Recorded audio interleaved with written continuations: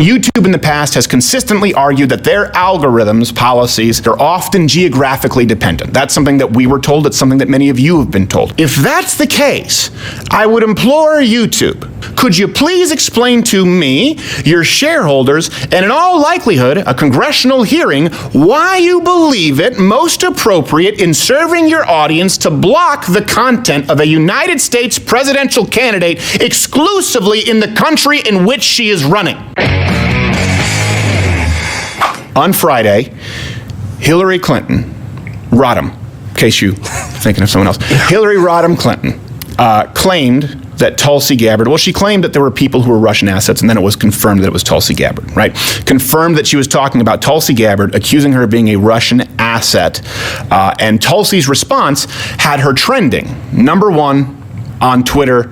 I think was this on Friday? It was last Friday. That's when we were looking into this. Okay, so she was the #1 trend. Actually, I think like #1 through 4, because one might have been Tulsi, another might have been Russian asset, another might have been Gabbard. The point is, she was the belle of the ball, with many verified check marks, by the way, and pundits running with the story, fighting over whether she was a Russian plant. So during this time, we decided to, again, while Tulsi Gabbard was in the spotlight, run some comparative searches on YouTube. When we set our VPN, so I want to be clear, this is the crescendo. Share it, pirate this in case it gets removed. When we set our VPN to a non-United States country, and we search for Tulsi Gabbard, her channel and the videos from her channel all showed up first.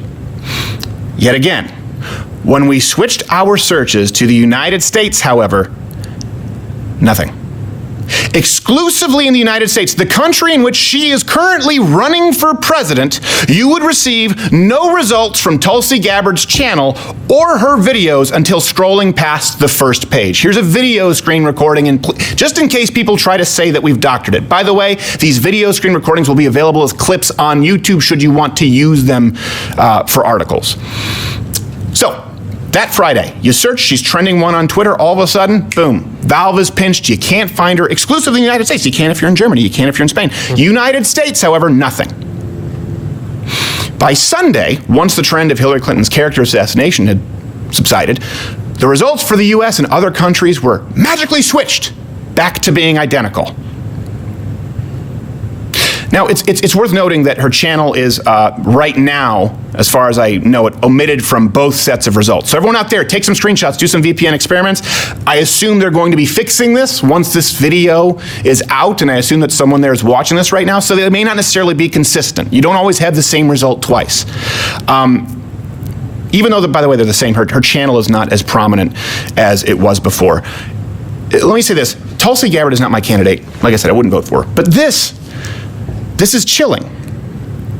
Especially when you consider, let's think about this for a second. Again, we stumbled across this accidentally. I don't know if anyone else has proof that there is someone who flips a switch on YouTube to make your channel a part of the preferred channels network, whatever the hell it's called.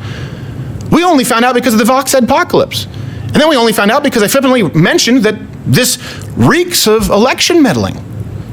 All of a sudden a phone call and someone says we remedied that scenario. That means that if someone can flip that switch, and it's not entirely algorithmic, or it's almost as though the algorithms are determined by a human being initially, it's not iRobot, that means that same person can flip off the switch for someone like Tulsi Gabbard. All of this is spine-tingling. It is hair-raisingly scary. And if you're interested in a fair election, whether for the presidency or just for the Democratic candidate for the presidency, this should raise some major red flags. The influence that big tech has and their willingness to manipulate information in the face of what should be a democratic election, regardless of whether it's happening to someone I support or not, is terrifying.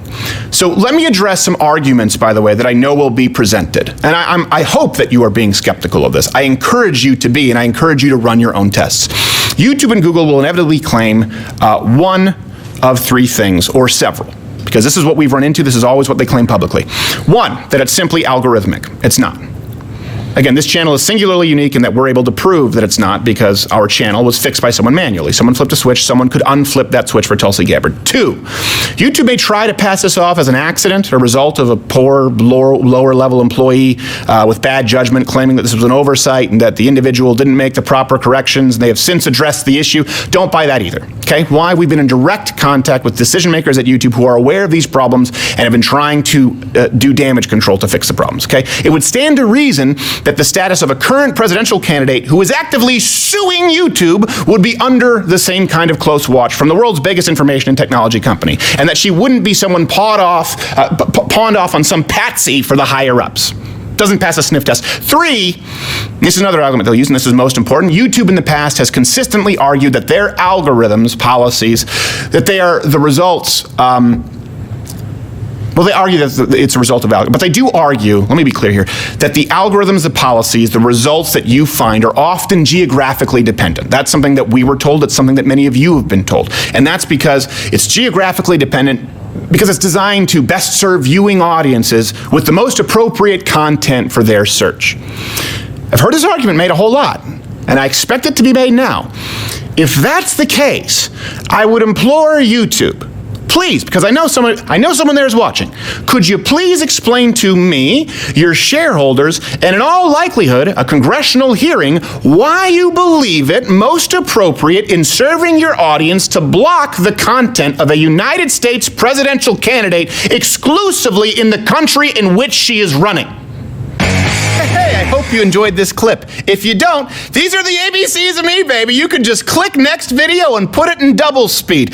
Of course, search doesn't necessarily work. Subscriptions, notifications don't necessarily work. Just bookmark this page, check in. We do a new video every single day, except for Sunday. And if you don't want this content to disappear, join Mug Club at louderwithcredit.com/mugclub. It's only $69 if you're a student, veteran, or active military.